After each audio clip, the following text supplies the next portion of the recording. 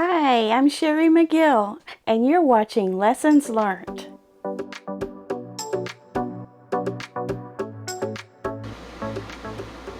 Well, hello there to another episode of the Monday morning quilt chat, or it could be the midnight quilt chat.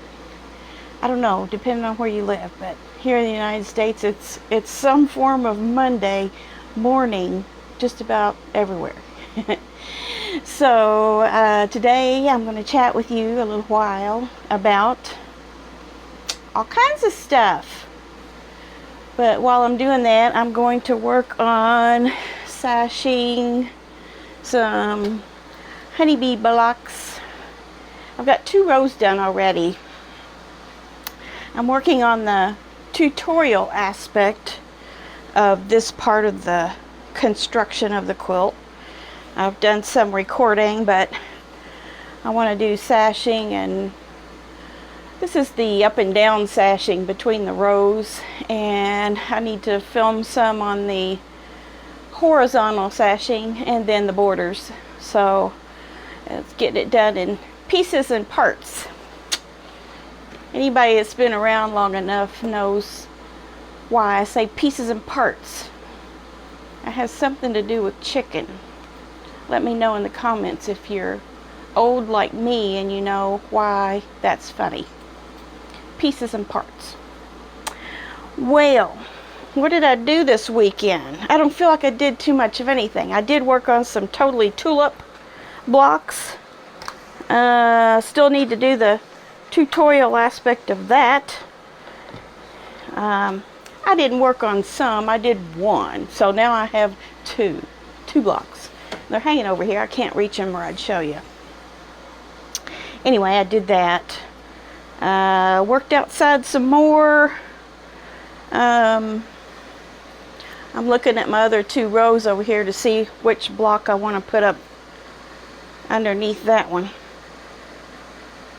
Yeah, let's do this. So, oh yeah, I did those 2 rows on the honeybee block. I worked on the little stash and carry tote thing. Thank you for all your suggestions on which bottom section to use on that. It was varied, but I think most people would like to see the denim, and honestly that was the way that I was headed anyway, so that's what I'm doing, and I've already started on that a little bit. I hope I have the air conditioner on. It's just a little window unit, so I hope you can hear me. I'll try to keep my voice up. So yeah, I have the batting. I have the bottom attached to the sides, and then I have the batting on. I used the spray basting to put the batting on, and then now I'm getting ready to connect the sides, and then I have to make an inner lining. So once I make the inner lining, and I forgot to show you that fabric the other day. Again, I left it over there. I can't reach it. I'll pick it up and show it to you. Hold on. Here's the inner lining. It's just a kind of a mottled dot. And then there's a little double pocket that goes in there. I think it goes like this in there, and then you have, a line of stitching here, so you have like 2 little pockets inside there. So these are the 2 fabrics for that. And I am on this section right here where you have it all together and you put your batting on, and then you stitch the sides together. So that's all the farther I got on that. So yeah, let me put that back. While I'm up, I'll go ahead and show you the 2 blocks. I'm just thrilled with this. I am just thrilled with this. I am. And those will go together like that. See how there's green on the bottom of one and green on the top of the other, and you just put them side by side. I think you can put sashing between them, but I've seen this pattern done where they're side by side too. So I'll have to decide on that. Love those. Love those. I would like to just sit down and work specifically on that and just chain piece all those pieces and get it done, but I still have to make a video, and I don't want to be, all I'm going to do is a video on a block. I'm not going to do the whole quilt. You all will see the whole quilt top when I get done and everything, but as far as a tutorial, I'm just going to do the block, which I should be able to get that done this week. It's very, very simple. I would absolutely do that pattern again, and I'm saying that without even being done with it yet, so that tells you a lot. So again, that was Jenny Dones from Missouri Star Quilt Company. That was one of her patterns, and you can get it digitally. That's what I have. I have a digital version for $5.95. So if you want to go ahead and get you some and start on it based on what I've told you so far, go for it.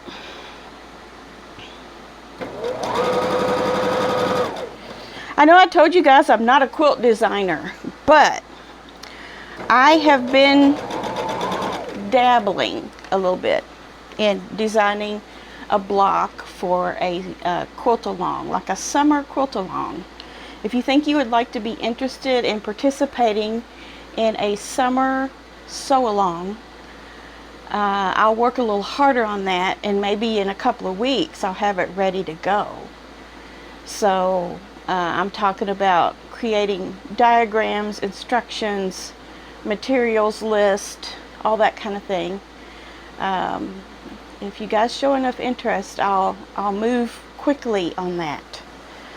But today I was using a tool, a quilt design tool.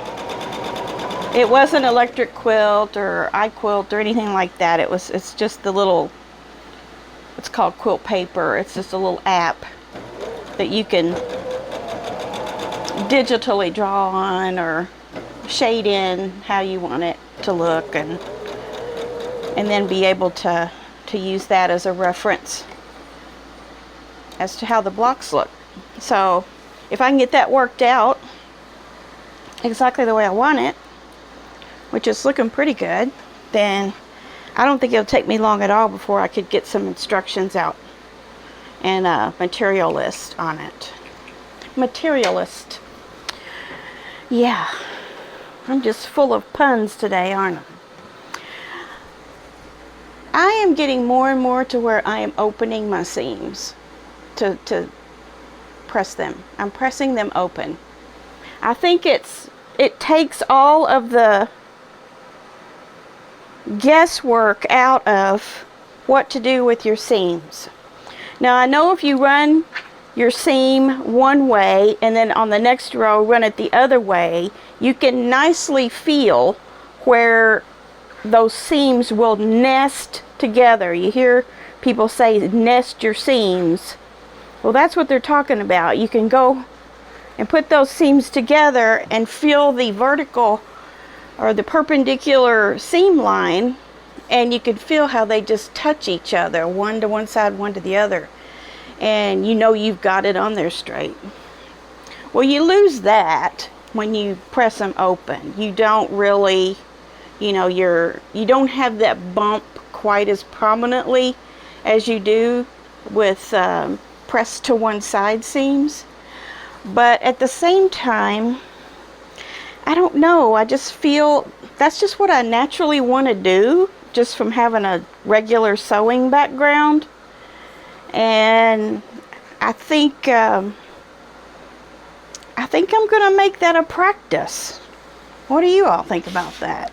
I'm asking you a lot of questions again, but I don't know, I've just been sitting around thinking about that. Also, something else I've been thinking about is this whole leader and ender thing. I think I've touched on it before. I just don't see I just don't get the point of it. Because even if you don't,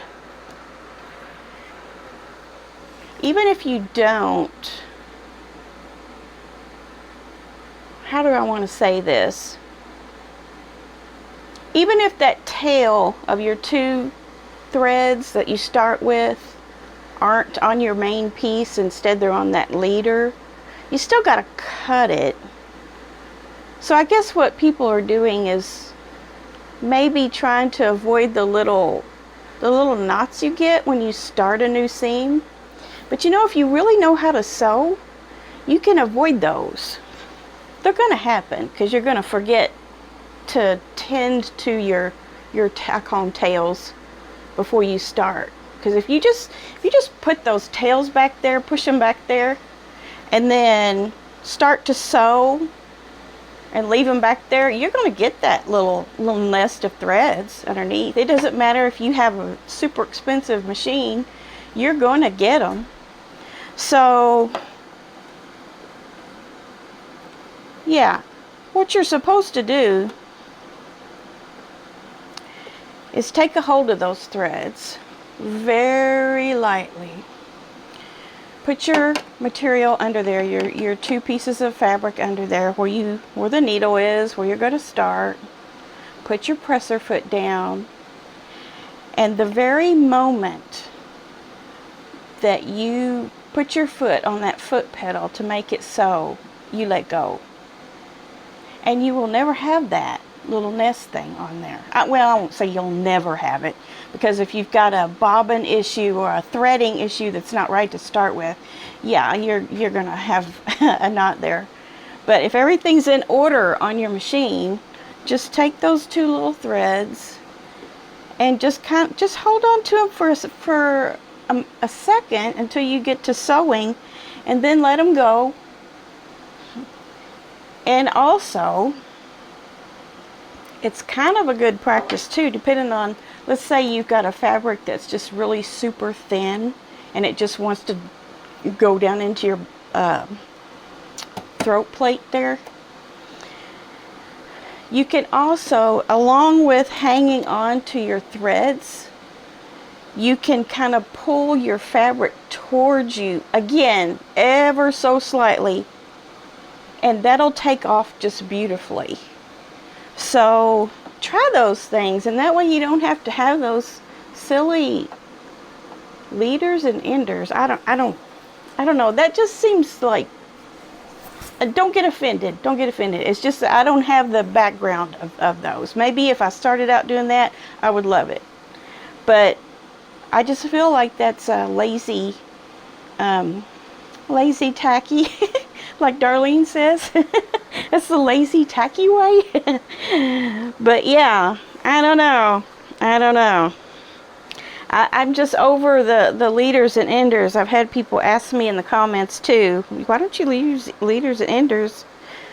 Well, that's why. I just never have, and I just feel like it's just not a good practice, honestly. But we're all learning things, aren't we? I've got stuff here I know I'm doing wrong or could do better, and if I can dish it out, I can take it. So if you see me do something that's not right, just blatantly not right, and I didn't catch it, tell me about it. Let me know. Let me know in the comments. Okay. What else can we talk about today? I could think of a couple of things. Let me get this seam going here, and I will show you some things and talk to you about some things. Did you all watch the So Yeah D-Stash on Saturday night? Man, I ended up buying $100 worth of fabric again, but they came on early, and there wasn't a whole lot of people on there early, and lo and behold, they decided to do end of bolts, which is where they you know, you had to buy the whole boat. It was $6 a yard. You had to buy the whole boat. There could be a yard on it, or there could be 15 yards on it. And believe it or not, they had some, I didn't get any because I already have some. They had some Raleigh Blake solid bolts. So, man, they were black. They had three. They had three black ones. Best I can remember. Anyway, I got some of that, and I got some other things, and I don't know. Just couldn't resist.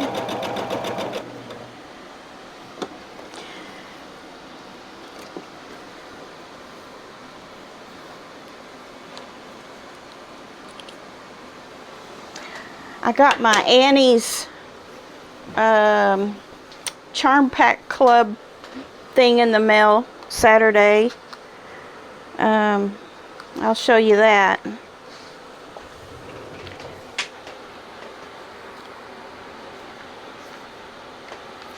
I get 2 fat quarters every month, and these were really cute, and they would actually go together, I think. Like if you wanted to make a big quilt out of all of these together, I think they would go good. This one's called well, you probably already read it before I can even tell you. Squeeze the Day by Cynthia Coulter. 5 Carat Crystals by Wilmington Fabrics. That's very small print. Let me show you. Watermelons,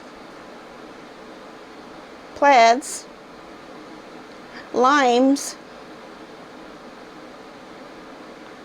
cherries, and then everything on that one. Pineapple, watermelon, lemons, everything. Cute.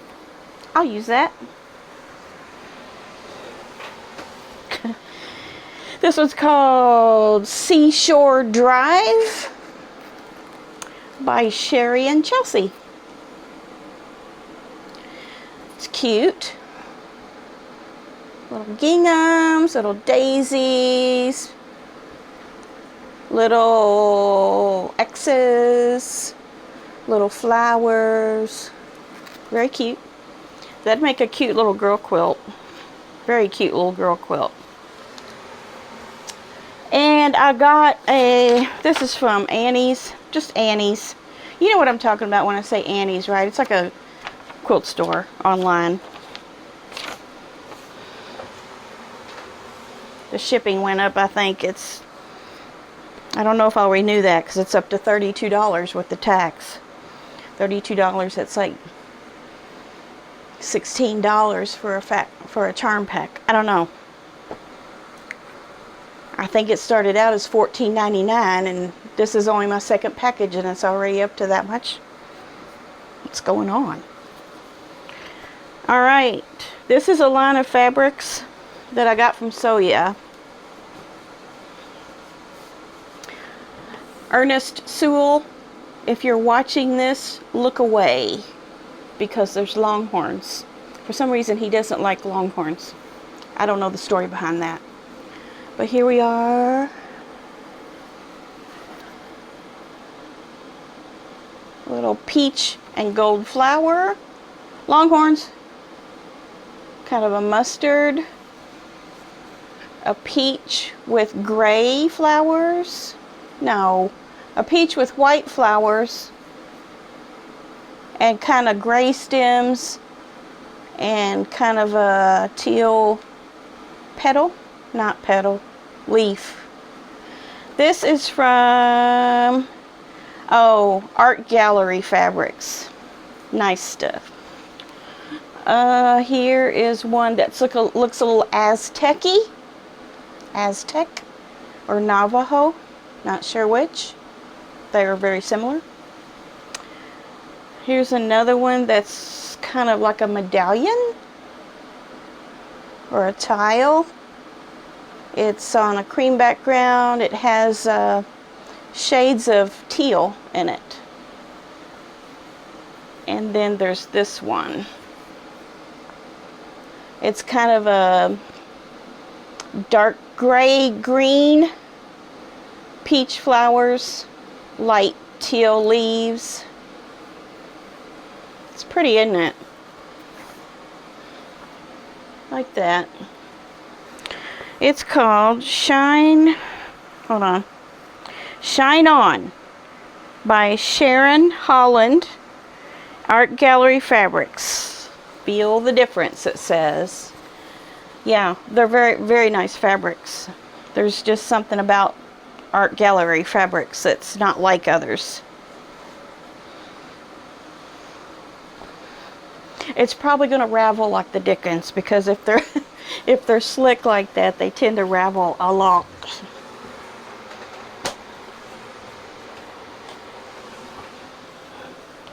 I have some pictures that you've sent in. Okay, let me find them. This quilt is by Catherine Fisher. You know how I feel about orange and blue, especially this tone.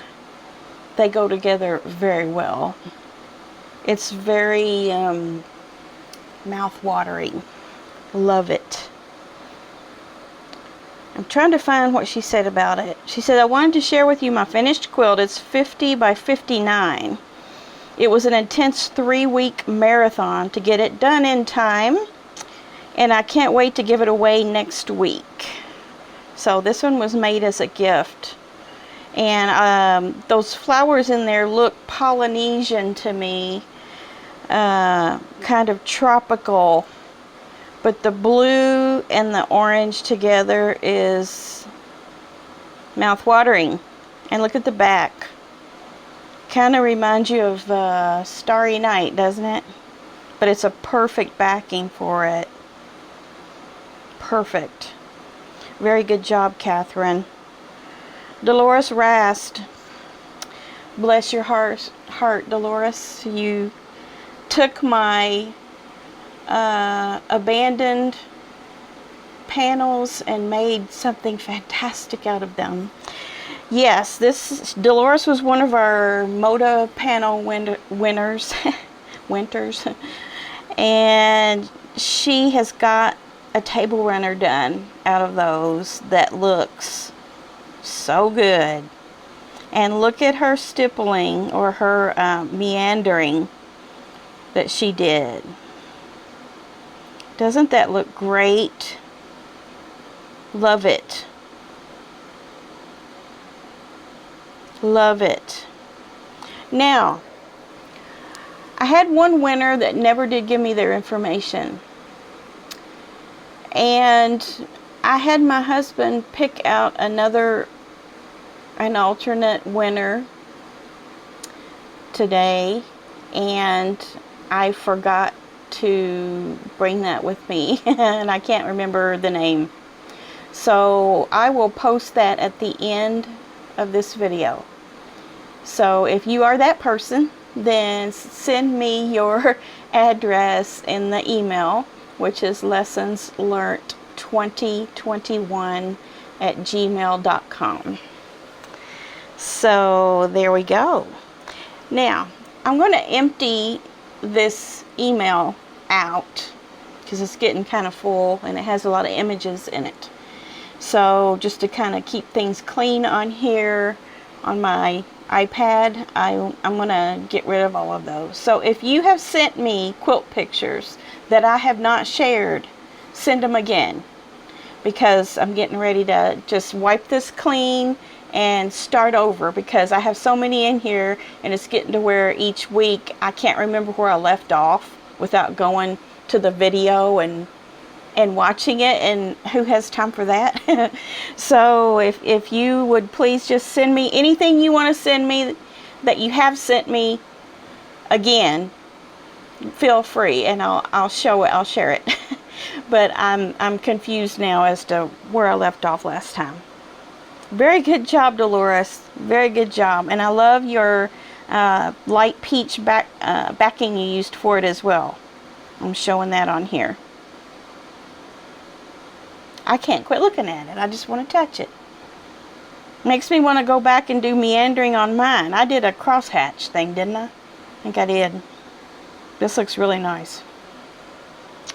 Well, I am going to go ahead and continue here with my sashing on the bee quilt, and look out for some tutorial videos this week. It seemed like I should be able to get at least one out, either on this or the tulip quilt, and that'll be all for today until I see you on one of those or on Finish It Friday. So make some time to do some sewing this week so we can talk about your finished projects on Friday. So we'll see you next time. Bye.